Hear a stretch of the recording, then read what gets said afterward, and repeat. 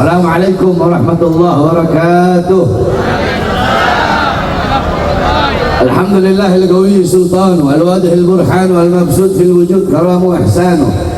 Allahumma salli wa sallim wa barik wa karrim wa adil ala nuril anwar wa sirril asrar wa tiryakil akhyar wa miftahi babil yasar sayyidina wa maulana Muhammad Muhammadin al-mukhtar wa alihi al-athhar wa ashabil akhyar adada ni'amillah wa ifdalih amma ba'd. Saya cintai yang saya muliakan segenap para alim ulama, para habaib, para kiai, para asatid, para tuan-tuan guru, para tokoh masyarakat, segenap aparat pemerintah, wabil khusus guru kita Habib Syauqi As-Segaf, mudah-mudahan Allah panjangkan umur beliau. Habib Jamal Al-Habsyi beserta seluruh para habaib, para kiai, para tuan-tuan guru semuanya. Dan yang saya cintai, saya muliakan segenap hadirin hadirat, bapak-bapak, ibu-ibu, khususnya para pemuda-pemudi umat baginda Nabi besar Muhammad yang selalu dimuliakan oleh Allah Subhanahu wa taala. Saudara-saudara sekalian, pada malam hari yang mulia ini kita duduk di tempat yang dimana Sayyidina Umar bin Khattab radhiyallahu anhu, beliau berkata, "Innallaha lam yahluk fi wajhil 'ardi turaban afdal min majlisil ilmi." Sesungguhnya Allah tidak pernah menciptakan sejengkal tanah pun di muka bumi selain daripada tanah yang digunakan untuk menuntut ilmunya Allah Subhanahu wa taala. Jadi tempat yang kita duduk ini jadi tempat yang paling mulia. Kenapa? Karena engkau duduk di sini menuntut ilmunya Allah. Sampai-sampai Rasulullah berkata kepada Ibn Mas'ud, "Ya Ibn Mas'ud, dulu suka saatan di majlis ilm la tamassu qalaman wa la taktubu harfan khairul laka min ij'al fi rakabah." Hei Ibn Mas'ud, kata Rasulullah, engkau duduk di majlis ilmu hendak megang pena, hendak menulis walaupun satu huruf, hendak jadi santri di pondok, hendak cuma duduk di majlis ilmu dengarkan nasihat, itu lebih baik, itu lebih utama daripada engkau memerdekakan 1000 orang budak. Sedangkan pahala bagi orang yang memerdekakan 1 budak, di akhirat dia akan dimerdekakan dari nerakanya Allah. Bagaimana 1000 budak? Sedangkan kita duduk di sini lebih utama dan lebih mulia daripada memerdekakan 1000 orang budak. Wa nadruka ila wajhil 'alim nadratan fa fariha biha wa khalaqa Allah min tilka nadra malakan yastaghfir lak ila yaumil qiyamah. Dan ketika engkau duduk di majelis ilmu, memandang wajah para ulama, memandang wajah para kiai, memandang wajah orang-orang soleh dengan pandangan bahagia, pandangan cinta, pandangan kasih sayang, maka dari setiap pandangan itu akan Allah ciptakan malaikat yang memohon ampun atas dosa-dosamu sampai datangnya hari kiamat. Maka apakah ada perkumpulan yang lebih mulia selain dari perkumpulan seperti pada malam hari ini? Apakah ada perkumpulan yang lebih mulia, yang lebih agung selain daripada perkumpulan Nabi Muhammad? Saudara-saudara, kalian duduk di sini ini untuk mengambil warisan Nabi Muhammad. 1 huruf daripada warisan Nabi lebih berguna bagimu, lebih bernilai, lebih berharga daripada dunia dan isinya, saudara. Saya tanya, jawab semua yang keras. Apakah ada warisan yang lebih bernilai dari warisan? Apakah ada warisan yang lebih bernilai selain daripada warisan Nabi Muhammad? Ada apa tidak? Apakah ada warisan yang lebih berharga selain daripada warisan Nabi Muhammad? Ada apa tidak? Apakah ada warisan yang lebih bermanfaat bagimu di dunia dan di akhirat selain daripada warisan Nabi Muhammad? Tidak ada, saudara-saudara. Kalau kalian pengen tahu warisan Nabi Muhammad tidak mewariskan harta, pangkat, jabatan, tahta, kekuasaan, dinar, dirham, uang, emas, intan, permata, wanita. Bukan itu warisannya Nabi. Warisannya Nabi ilmu, amal, akhlak, adab, budi pekerti yang mulia, lemah lembut, berani. Nah, ini jangan dihilangin. Sebab kadang banyak ulama menceritakan kelembutan Nabi aja. Nabi itu lembut, Nabi itu berakhlak, Nabi itu beradab, tapi menghilangkan keberanian Nabi, menghilangkan ketegasan Nabi. Jadi warisannya Nabi bukan hanya kelembutan, tetapi juga ketegasan.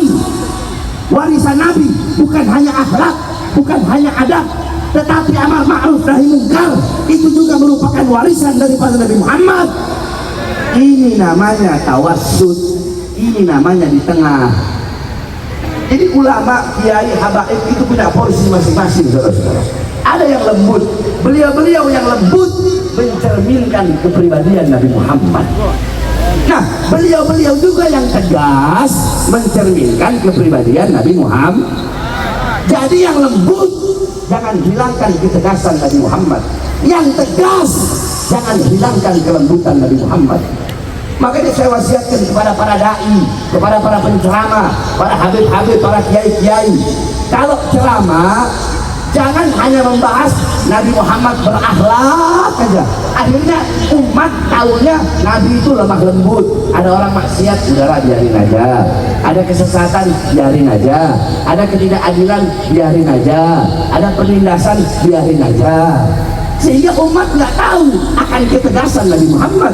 Sebaliknya, begitu juga ustadz, kiai, habib yang tegas.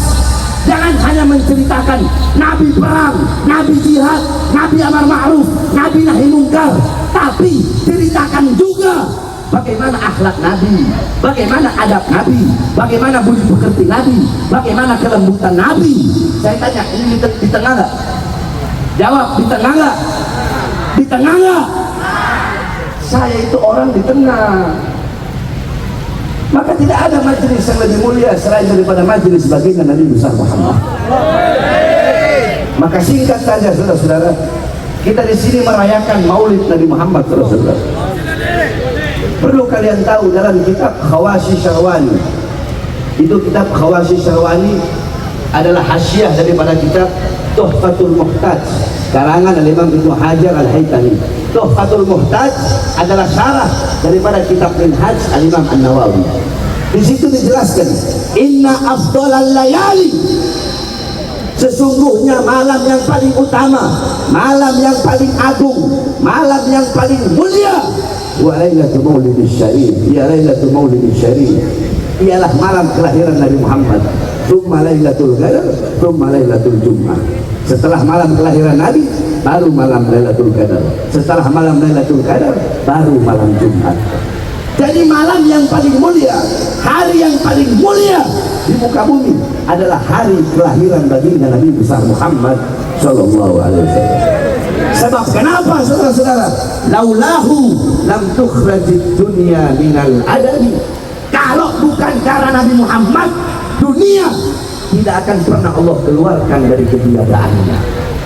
Makanya kita duduk di sini bergembira dengan lahirnya Nabi, memuliakan Nabi, mengagungkan Nabi. Jadi pulang dari sini jangan sia-sia.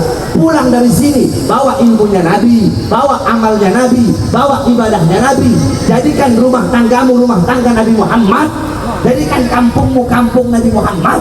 Hidupkan rumah tanggamu dengan sunnah-sunnah Nabi Muhammad. Hidupkan kampungmu dengan sunnah dan ajaran Nabi Muhammad. Sebab sekarang ini akhir zaman, fitnah di mana-mana, kerusakan di mana-mana, mabuk di mana-mana, pelacuran di mana-mana, judi di mana-mana, orang-orang judi online merajalela. Bukan hanya di lapisan masyarakat bawah keracunan judi online, masyarakat menengah keracunan judi online, masyarakat atas keracunan judi online, rakyat, masyarakat, anak muda, orang tua, polisi, tentara, anggota dewan, pejabat, semua rata-rata kecanduan judi online. Makanya jadikan kampung kalian kampung Nabi Muhammad. Hidupkan dengan ajaran Nabi. Agar apa? Agar tidak ada kesesatan, agar tidak ada kemungkaran. Saudara-saudara, engkau mengaku sebagai umat Nabi Muhammad, tapi apa yang telah engkau lakukan untuk Nabi? Begitu besar perjuangan Nabi Muhammad untuk kalian, begitu berat pengorbanan Nabi Muhammad untuk kalian. Kalian tidak tahu bagaimana kecintaan Nabi Muhammad kepada kalian. Laqad ja'akum rasulun min anfusikum azizun 'alaikum harisun 'alaikum bil mu'minina raufur rahim. Hei sekalian umat manusia, telah datang kepada kalian seorang nabi, seorang rasul yang penyayang, yang cinta kepada kalian. Sebelum kalian cinta kepadanya, beliau terlebih dulu cinta kepada kalian. Sebelum kalian sayang kepadanya, beliau terlebih dulu sayang kepada kalian. Beliau seorang manusia yang selama 3 hari 3 malam mengganjal perutnya dengan sebongkah batu. Beliau kelaparan, bukan untuk sahabatnya, bukan untuk ahlul baitnya, bukan untuk keluarganya, bukan untuk anak cucunya, tapi beliau kelaparan untuk kita sebagai umatnya. Beliau seorang manusia yang gigi gerahamnya pernah patah. Demi siapa? Demi kita sebagai umatnya. Seorang manusia yang pipinya pernah kena tulang tembus sampai ke sebelah. Demi kita sebagai umatnya. Seorang manusia yang ketika beliau pergi ke kota Taif, kalau ulama-ulama sekarang, pendakwah sekarang, mereka pergi ceramah ke sana, dakwah ke sana, disambut dengan karangan bunga, disambut dengan buah-buah, disambut dengan puji-pujian. Tetapi Nabi Muhammad ketika beliau ingin mendakwahkan Islam di kota Taif, beliau disambut dengan batu, disambut dengan hujatan, hinaan, cacian, makian. Kalau ada yang ngomong atau nggak ada yang fokus, saya berhenti sekarang. Saya udah bilang, saya nggak akan lama. Tolong fokus. Ibu, ini air hujan, bukan api, bukan. Surabaya kota pahlawan. Masa sama kena air hujan ini?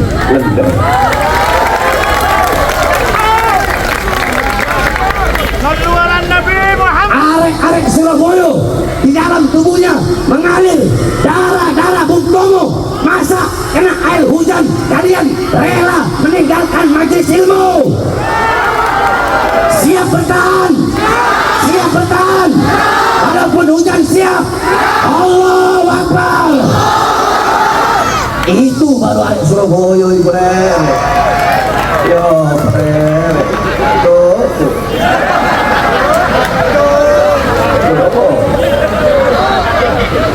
Perasaanmu aku besok ngomong Jawa. Aku mondok dek Bangil, jadi aku dek Bangil. Jadi dek ngomong terus, jasa mau Bangil ngomong gantuk. Paham? Kita sampai lupa tuh, sampai mana dia? Bahasa apa saja? Rasulullah, perhatikan. Rasulullah SAW, bagaimana kecintaan beliau kepada kalian? Perhatikan, satu waktu Rasulullah pernah mendoakan Sayyidatuna Aisyah. Mendoakan siapa? Sayyidatuna Aisyah. Karena Sayyidatuna Aisyah melakukan hal yang beliau sukai. Beliau doa, Allahumma ighfir li Aisyah ma qaddamat wa ma akharat. Ya Allah, ampunilah dosa-dosa Aisyah yang telah lalu, yang akan datang. Mendengar doa Nabi Muhammad, Siti Aisyah langsung berlari-lari kecil kayak perempuan yang lagi senang ini. Kata Rasulullah, apakah kau senang wahai Aisyah? Ya, siapa yang tidak senang didoakan oleh makhluk mulia sepertimu? Apa jawab Rasulullah? Wahai Aisyah, jikalau engkau senang dengan doaku yang seperti tadi, maka ketahuilah, doa seperti itulah yang setiap hari aku mintakan kepada Allah untuk umatku. Amin. Bahkan Nabi Muhammad SAW, saya sebenarnya tidak kuat kalau mau cerita masalah ini, tapi harus kalian ketahui agar kalian tahu bagaimana pengorbanan Nabi agar tertanam dalam hati kalian rasa cinta kepada Nabi Muhammad.